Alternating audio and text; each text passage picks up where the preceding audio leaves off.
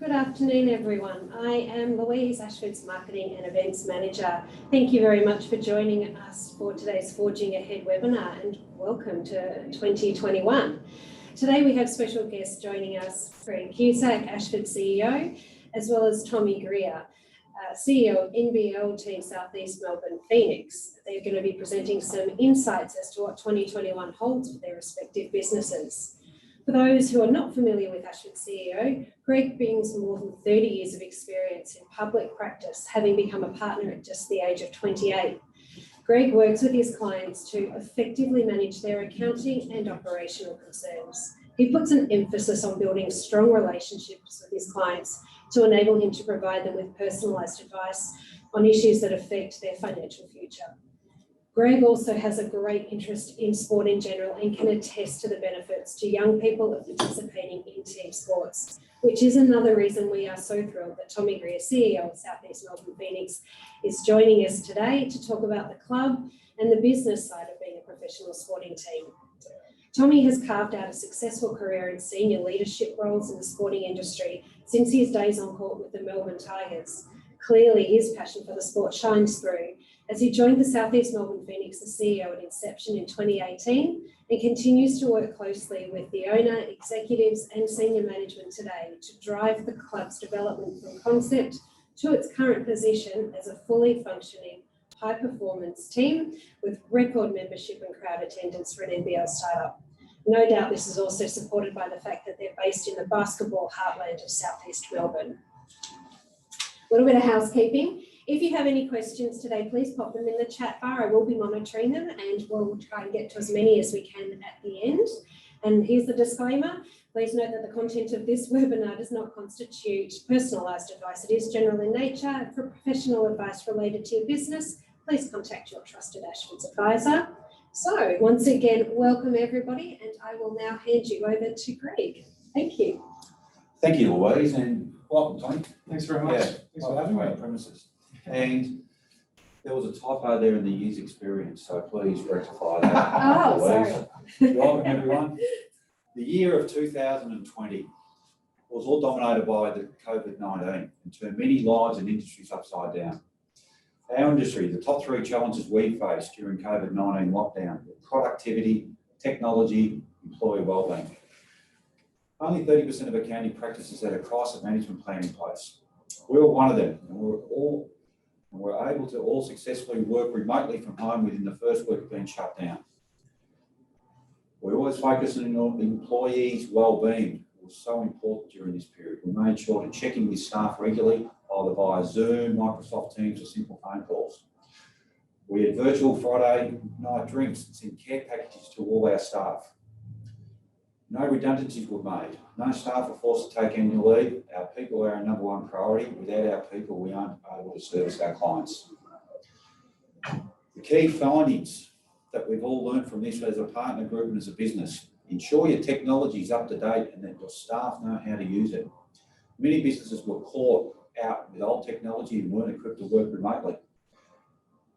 Here at Ashfords, we launched 3CX cloud-based service software to enable us to work remotely from home on day one. What that is it replaced our commander telephone system. Trust your people. The idea of an entirely remote workforce would have once made many of us nervous or uncomfortable. Can we still deliver to our standards remotely? The answer is a resounding yes, only if you have the right people in your workforce, as we do here at Ashfords. You've also got to keep the lines of communication open. To succeed in an ever-changing environment, communication is key. Here we introduce Microsoft Teams as a way to keep in touch with staff and clients, as well as Zoom. And finally, you must be adaptable, be flexible and be open to change. The businesses and individuals were always changing throughout the current year, and you have to be open for change. How do we support our clients? Well, how we're going from strength to strength is providing best practice and helping our clients recover in 2021 from 2020. We're continuing to offer a full range of professional services for your life's journey. Our business service offerings has grown over recent times and will continue to grow to ensure we offer the right services to our clients to help them thrive in these evolving times. Our AGN International Network. AGN International is an accounting association that we are a member of. AGN provides extensive resources for our clients who are planning to expand overseas and for our staff who are interested in overseas secondment opportunities when the borders open. This relationship has proved to be more significant over the last 12 months due to the difficulties for our clients being able to create new business contacts in person. They need to rely on their trusted advisor to reach out to one of the 220 plus worldwide AGM members that we have a relationship with. Keeping in contact with our clients via articles, events, and our new Forging Ahead webinars, such as this today. Our Forging Ahead webinars were introduced during lockdown as a way to stay connected with our clients. A pre-recorded webinar with ex-Virgin CEO Paul Scarroll was attended by over 150 clients and guests. Alan Oyster, Chief Economist from the NAB, he provided an economic update, which was the most highly attended webinar to date. Business support programs, they weren't in existence 12 months ago, but now offered by 3 levels of government being federal, state and local. Many professional organisations and people may not be aware of this, but here at Ashfords we can definitely assist our clients in these areas. Now more than ever, clients need to be able to operate remotely. Our business technology team, commonly known as BizTech, can assist you with this, as well as an IT health check to ensure you have the right business workflows and practices in place for better efficiencies. Finally, we offer a nimble and multi-skilled team. Some Gen Xers are far less tech savvy than the Gen Ys or Millenniums. The younger generation complements the mature age experienced staff members, enabling innovative and more efficient solutions for our clients. So looking ahead to 2021, what's in store? In the last 12 months, new client growth in the Northern Hemisphere through our international businesses, acquiring or doing startups down here in Southeast Melbourne region via our AGM referrals has never been so active since the pandemic. Going forward, the number of businesses wanting to relocate from the Northern Hemisphere has never been greater, and this presents many exciting opportunities for not only Ashfords, but all new business owners and clients of ours out there in the Southeast Melbourne region. We have the best employees and technologies and contacts in place to be able to prosper on this. I'm hoping all of us are aware, but some mightn't be. What's in store just around the corner? Our new office relocation. Early May, we're relocating to a brand new purpose-built, state-of-the-art office in the heart of the Dandenong prestigious Lodges Estate on Greens Road, Dandenong South. With our brand new office location, employee benefits such as improved flexible working conditions offered to all staff in the Ashford Academy will enable us to recruit the best staff and provide you with the best service in the fastest growing area. The photos up in the office building there is completed, everyone, and that's the way it looks today, and hopefully the signage up in the top will be there within a month. And currently the office fit out is underway. We're into the second week of an 8-week program. And just some of the 5 pictures there is the reception centre, the outbreak area for the team, one of the meeting rooms, which is overlooking the outdoor outbreak area, internally the workstations, and the outdoor 3D picture of the outdoor area, which will make it very comfortable for all team members and to attract new team members going forward. People ask why Dandenong South. Some facts. It's one of the major business hubs of Southeast Melbourne. This development has excellent exposure with more than 18,000 cars driving down Greens Road daily. On-site worker population is currently 4,000 to 5,000 within the Lodges estate. Approximately 52,000 employees in Dandenong South catchment, which will increase to 80,000 at full capacity. And just some interesting facts here. A 5-minute drive time from our office is 14,000 plus residents. A 20-minute drive time is now at 1.1 million residents, or a 30-minute drive time is over 2 million residents today. Now let's equate that back to the state of South Australia. At June 20, had a population of 1,769,000. So in the 30-minute driving period from our office, we have far more people than the state of South Australia do. What's in store for us in building our brand? Loving the photo there of the Southeast Melbourne Phoenix captain. Is it on there? In the top right hand of the singlet, the Ashfords logo, which Tommy will touch on a bit later on the exposure we get. With our new office move to Dandenong South, we need to continue to establish ourselves as the trusted leader in the accounting and advisory space in Southeast Melbourne. To assist us with this, we become a major sponsor of the Southeast Melbourne Phoenix, which is the National Basketball 9th team. This partnership will increase our brand awareness and recognition within our target market of the Southeast Melbourne business community. Ashford sees this as a great opportunity to support a new business in our local area and be involved alongside them as we both continue to grow our connections in the hard-working and passionate basketball heartland. Ashford has pride of place in the Southeast Melbourne Phoenix singlet and will also become the presenting partner of the Phoenix Network, the club's business networking program.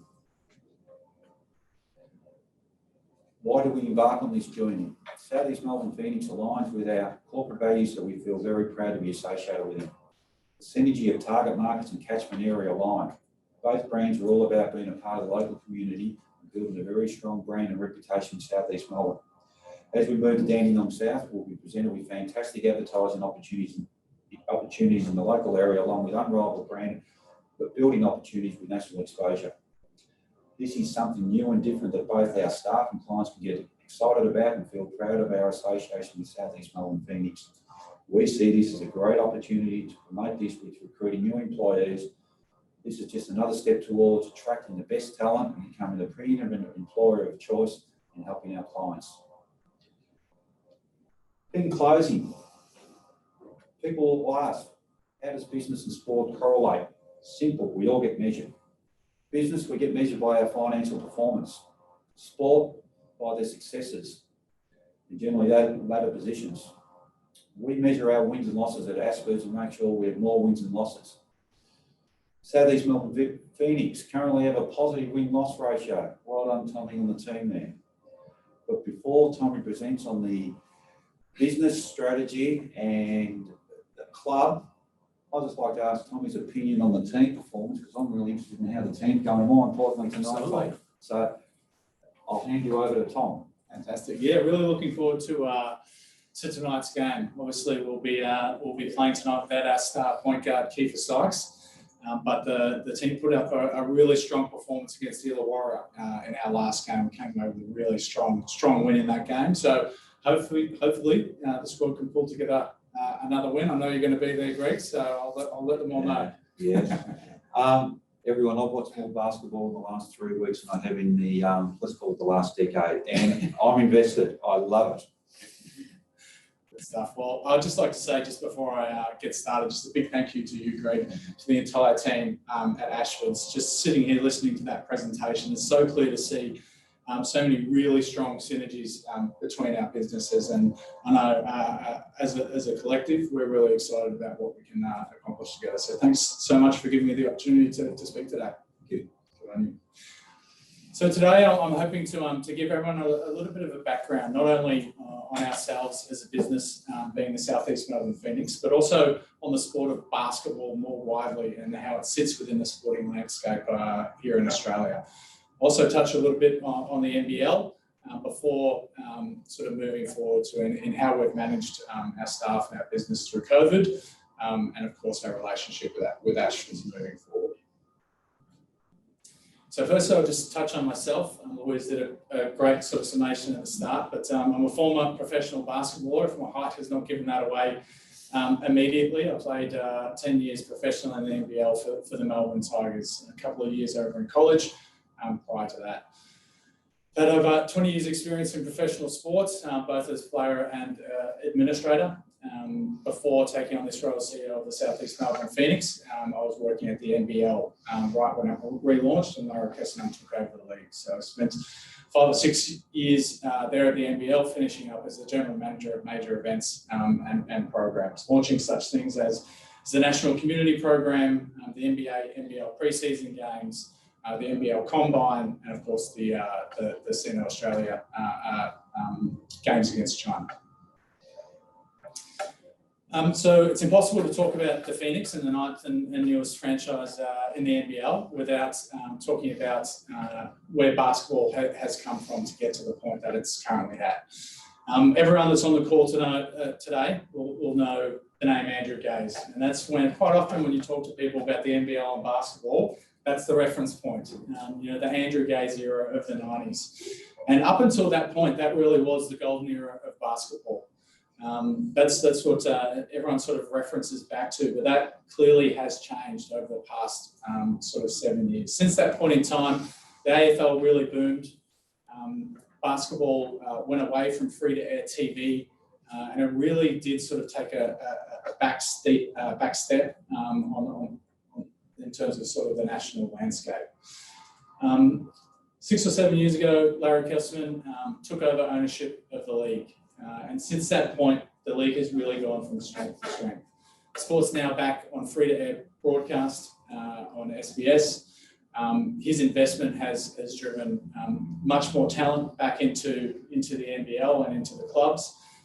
It's promoted international investment with over 5 franchises now having ownership based in the US with strong connections to the NBL, which is really helping sort of market the league both here and internationally. And of course, the success of our Australian Boomers, who are currently positioned on rankings that just were released today, are 3rd internationally. So fingers crossed, we're all going to be supporting them at the upcoming Olympics, hoping they can come home with their first medal. So a quick little snapshot on the NBL and how it's progressed over the last 7 years. Average NBL attendance is up by 6%. Live views on NBL games are up by over 8 million from NBL 19, which is an incredible trajectory for the league. Basketball continues to be the only sport to see growth in fan base since 2011, which is, to me, is a really sort of impactful statement when you think about all the AFL and how popular that is, or soccer. Basketball is the only sport to be increasing its fan base. It's the 2nd largest participation sport in Australia, with over 1 million participants. And I'll touch on how impactful that is specifically here in the southeast of Melbourne a little bit later on in the presentation. And of course, it's the 2nd most popular sport in the world. I've got a little short video that I'd just like to show now, which I think is a great summation of who we are as a club at Southeast Melbourne Phoenix and what we want to stand for. So I'll let that play before coming back to it. It is the heartland of Victorian basketball, and we've got 25% of the registered basketballs living in 15k square area of the southeast. These people know their basketball, they love their basketball. Throw down one coming away from Melbourne Arena, a packed house. Welcome to the world, Southeast Melbourne Phoenix. Pino, 2 left, he's going to have to put it up. 1 left, Mitch Creek, put it up, Mitch. Wow, that is sensational. Talk about seeing incredible. New team, new season, new era. You only get 1 chance to make a good first impression, and they have made the best first impression possible. In a short time, these guys have been able to establish a real pride in their uniform and a real pride in what we're doing in the southeast. The heartland of basketball, Southeast Melbourne, there's so many big clubs out here. There's so much support from the community. It is a bit of a country feel, and we aren't that CBD, luxury team. We grind it out, we're gritty, we're tough. And that's where the real heart and heartland comes from. So to represent everyone out in the southeast, to all the rural areas, even from my hometown of Horsham back home, it's kind of who we're playing for right now. First ever home game is underway at the Fire Pit. Long bomb from Robertson, 2013 the steal. Mitch Creek all the way home. Pits their lunch money and bought some lollies. Believe the hype. This is real. Perfect start to their inaugural season. Everyone's going to say your expansion team, low expectations. We never had that. One of the things that we do is scrap and give ourselves an opportunity. Inbound, Pinot with the long arms. And the Phoenix with a chance to tie it up and send it into overtime. Robertson! Yes! John Robertson! They have blown the Taipans off the map in overtime. John Robertson had fire coming out of his hands.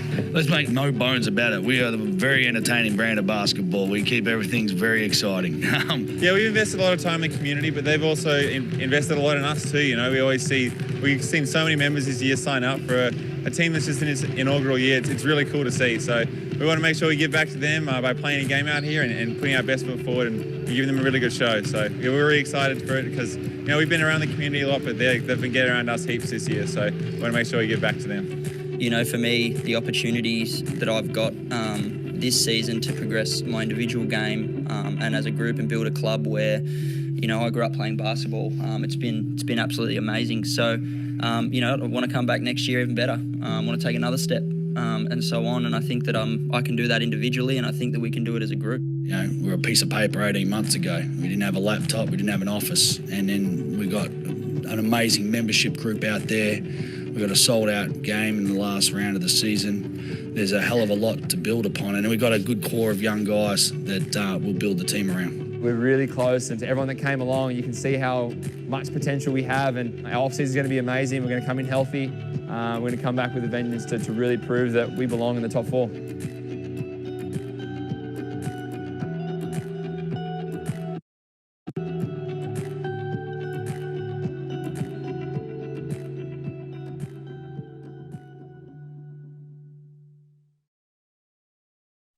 Now, obviously that footage was from last year, and going forward we've got the Ashfords logo in the top right corner where the inaugural logo was. But I really just love that video, and every time I watch it, it still gives me chills because it sort of brings me back to that first point where we started. We were nothing but a piece of paper. And we've got a lot of people who've been involved in the sport for a long time, involved with this club at South East Melbourne Phoenix, and we wanted to set really lofty expectations on ourselves as a club. We didn't want to come in, you heard Simon Mitchell speak about it during that video, but we didn't want to come in with the expectations of a startup franchise. We wanted to be better than that. We wanted to set ourselves apart from the other NBL franchises and sporting clubs more broader than that, you know, by making sure that we invest in our community in a really meaningful way, you know, not on a surface way, but put the time in, put the care in, and make sure that we invest in our community. And you'll see as we sort of move through this presentation that that's where all of our hard work and effort goes. It's delivering for the South East community, which is something that I know you spoke of, Greg, in your presentation as well. Yeah, absolutely. So just quickly, I'll just touch on this very briefly, but who we are as a club. Obviously, we launched a few years ago. Our majority owner is Romy Chowdhury, who is based in California in the US. He's also the minority owner of a couple of other professional sporting franchises in the world, Swansea City, who were formerly in the EPL, and DC United, who are a football or soccer, depending on how you look at it, team based in the USA. Well, very recently, we brought on a new owner in John Wall. Many of you would have heard that name before. He's an incredibly popular NBA player for the Houston Rockets. He came on board the ownership group to join fellow current and former NBA players in Zach Randolph, Al Harrington, Josh Childress, and of course, Australian boomer, Dante Exum. So now just talk a little bit about the region of South East Melbourne and the history it has with basketball, because it runs very deep. There's been multiple NBL franchises based in the South East of Melbourne over the time. The Nutterborn Spectres have had one, and of course, namely the South East Melbourne Magic was the most recent.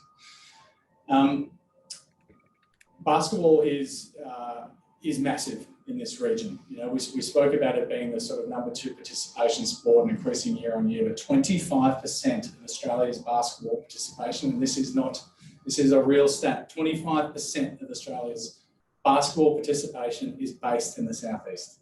That is just, when you sit and think about that number, it is just incredible.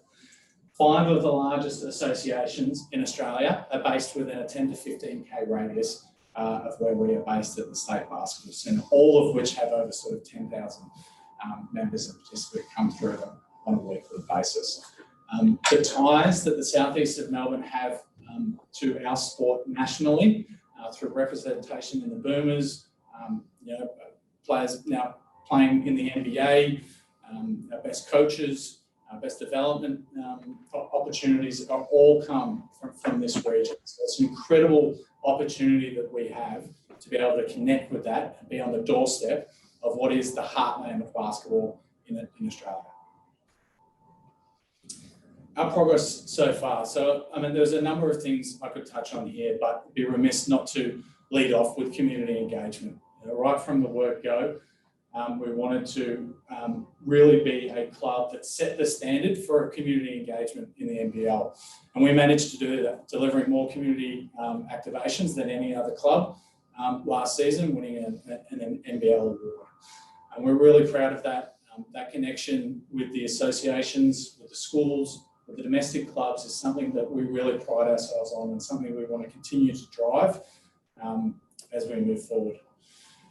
We managed to establish an incredibly passionate fan base in our year one, setting some record attendances for a startup franchise that the NBL's ever seen. We had a really strong membership showing in our first year and looking to grow on that year on year.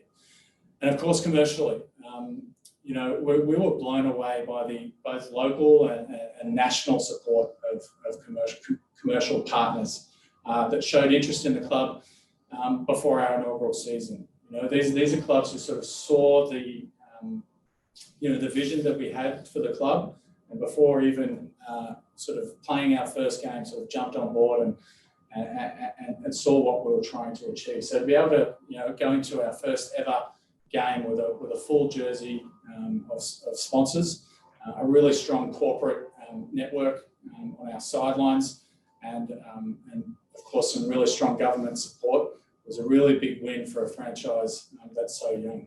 Just touching, Greg, on your move to Dandenong South, we've actually got some government support as well, up to the level of about $120 million going into our training facility over the next 3 years. So that's going to build out a new high performance centre for the Phoenix, and that's going to be our new home.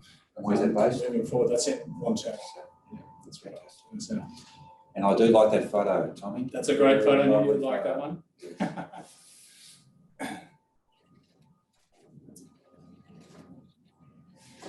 The road ahead, Greg, you did a really good job of touching on those real key points relating to COVID-19. And without question, when the pandemic first hit Australian soil, our number one priority was our people, was our staff, and we managed to navigate the pandemic thus far without losing any staff, which is something we're really proud of. We also wanted to make sure we retained our momentum. The startup franchise year two is always a difficult year. Throw a global pandemic on top of that, it's an incredibly difficult year. And so we really focused our attention to sort of maintaining the momentum we've built throughout that inaugural season. And we did that by challenging ourselves to pivot wherever we needed to. We weren't able to get out in the community. We weren't able to make the normal connections we would make with all of our stakeholders, whether that be a corporate partner, a sponsor or a community group. So we launched some webinars ourselves. We did some training with Kyle Adnam, who's up on this slide right now, which we released to schools free of charge to keep kids active throughout the pandemic.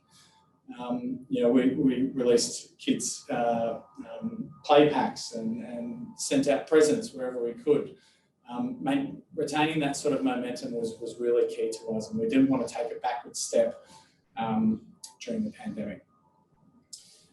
Over the last 6 months, we'll take it back further. So since our inception, we've been working to a strategic plan which was designed to set up the franchise, establish ourselves in the NBL, set up our business, and get us to a point where we currently stand. Over the past 6 months, we've been building out our new strategic plan, which we've just completed and due to release publicly pretty shortly.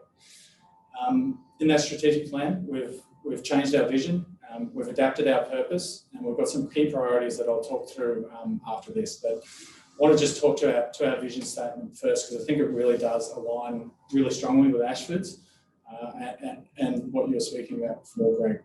We wanted a vision statement which was aspirational. We wanted something that was catchy, something that people could use in their everyday language, something that could become a motto for the franchise. where we landed on, after going through all the sort of key priorities of the franchise, is that we want to be the people's club.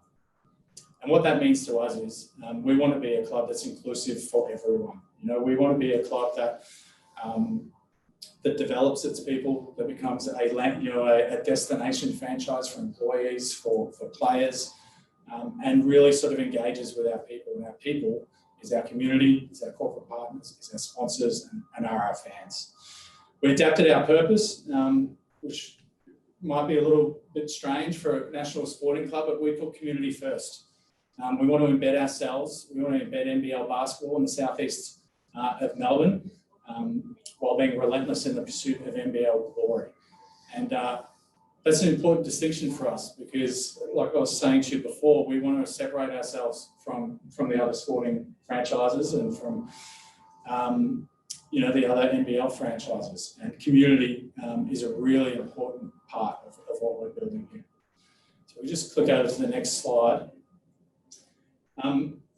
We've identified 10 strategic priorities for the franchise moving forward over the next 3 years. And this is a very ambitious list. And I'm not going to go through every single one of these dot points, but there's a few that really jump off the page that I think are important to share and call out. Obviously, achieve championship success. You can't be a national sporting team without that being front and centre. We want to win games, we want to deliver for our fans, and we want to represent our region, the southeast of Melbourne, as best we can on that stage. We're really proud of the team we've put together in just year 2 of our franchise, and believe that over the course of the next 3 seasons, achieving championship success is not far out of our reach. We want to grow club membership in excess of 7,500 members. We currently sit around the 2,000 fully paid up member mark, but believe that this is a target that's achievable given the community and where we are based in terms of location. Quick question for the audience out there: how do they become a member? How they become them? Because they can contribute towards that now. They can head to the website senphoenix.com.au, jump on board. Memberships is as cheap as I think sort of $60, so you can't miss. There you go, advertising. What I agree.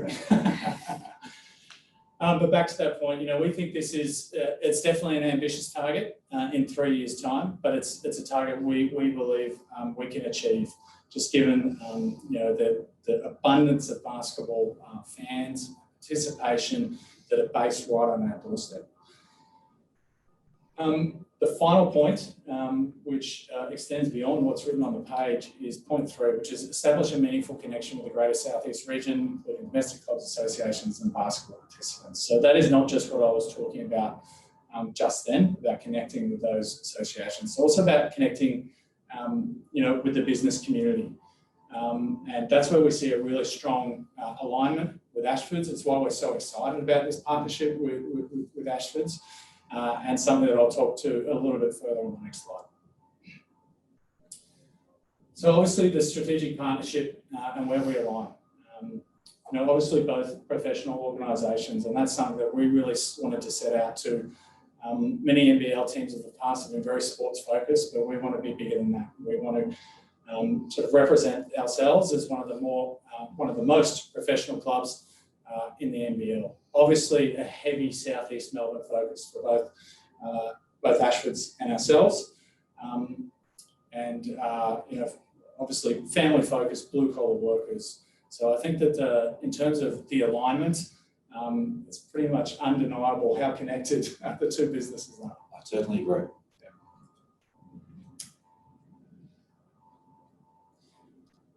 So next slide is, I just wanted to call out, I guess, the win-win-win that we see for our target market, which we've clearly identified as the south east of Melbourne, southeast Melbourne, Phoenix, and Ashfords. As I just mentioned, we sort of believe that Ashfords are a really key partner for us in opening up the doors to that southeast Melbourne network. We know that you, as a business, have really strong relationships, and you're a trusted business within that region, and that's something that we really value and believe that we can connect with Ashfords on moving forward. We also believe that we can be a really strong branding asset for Ashfords to help expand your business and expand, I guess, the representation of Southeast Melbourne and that business community, not only on a broader scale here in Victoria, but nationally.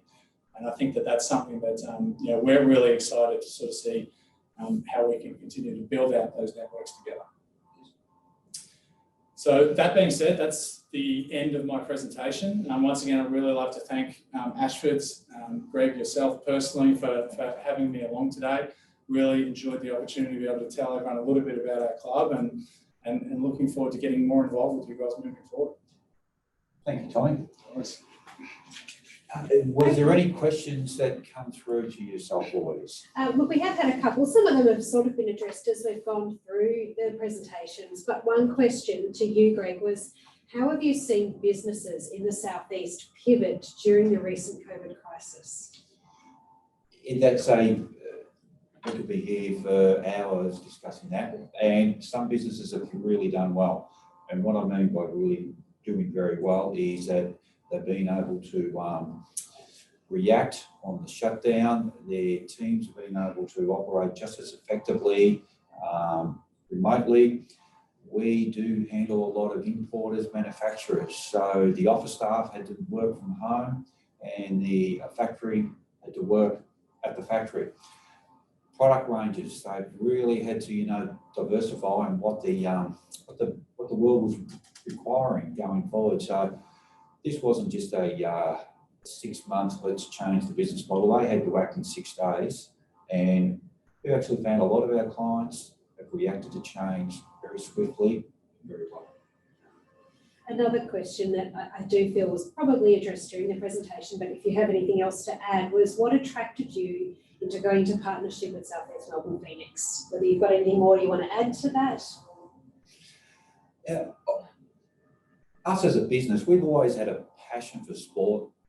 I always say I've never worked a day in my life, because if you jump out of bed and you love what you're doing, loving what you're doing is not a day's work.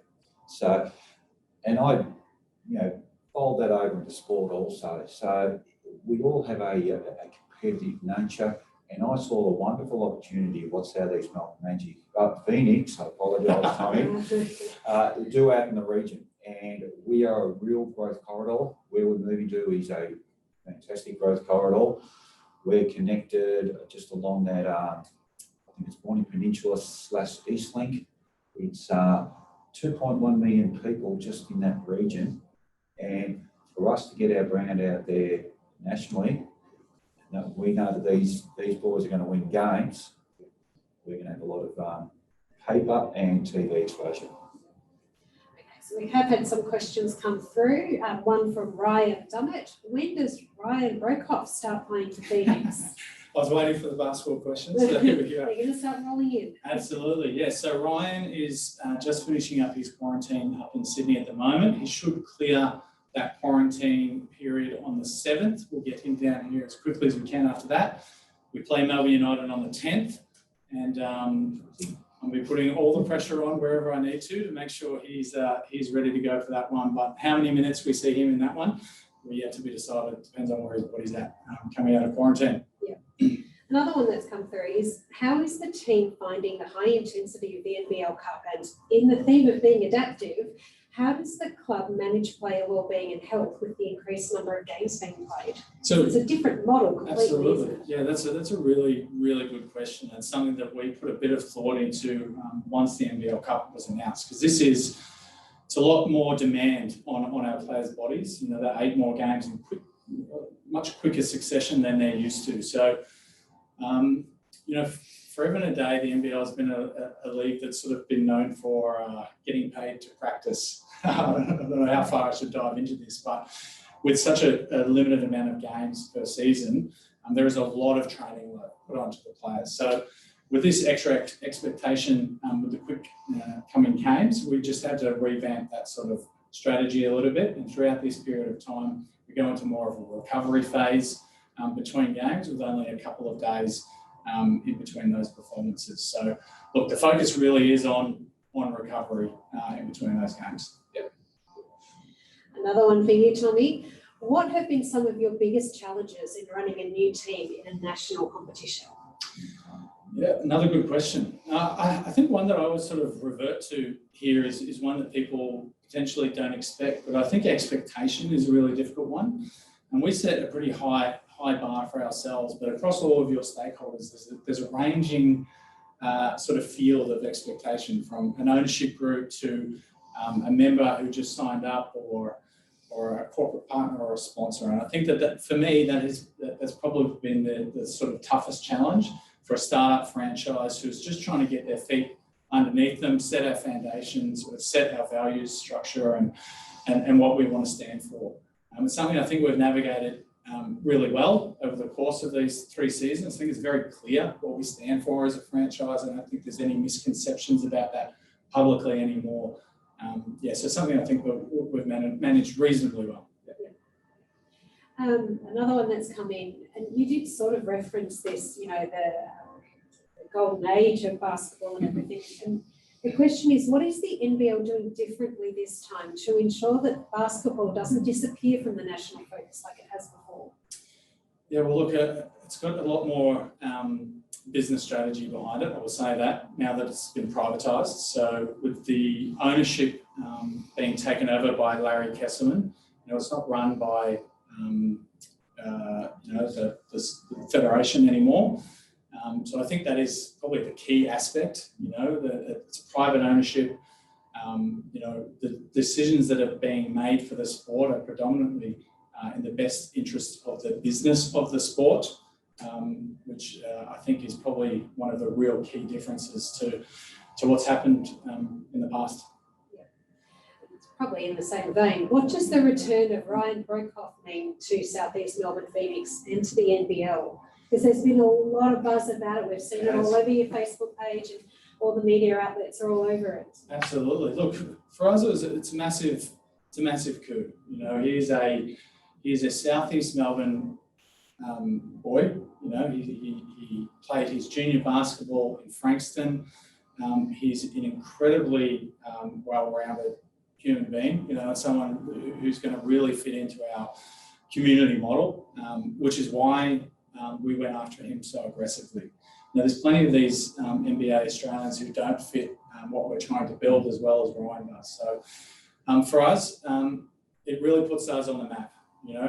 Quite often these high-level Australians come home and find their ways to a more established franchise. So in our second year, to be able to lure one of the top-level Australians and a surefire boomer the upcoming Olympics, I think really puts us on the map and on the national stage, that when these high-level talents come home, we're a destination that they need to consider. Yeah. You did reference during your presentation, both of you, the PNX network. Can you share a little bit more about that and what that will look like? Absolutely, great question as well. So the PNX network is our business networking program. Obviously, was slightly halted due to the pandemic and the ability to be able to get out there and sort of connect with people. In the coming weeks, not too long from now, we're going to be launching our first event and hope to hold a couple more events before the end of the season as well. So looking forward to getting that out there publicly and hopefully seeing a whole lot of the Southeast business community coming on. So it is something that's open to businesses in the Southeast Melbourne community. You don't have to be specifically members of Phoenix or no, absolutely. We'll definitely be looking to open that up and bring people in. Okay, fantastic. Just having a look to see. Nobody else has any more questions?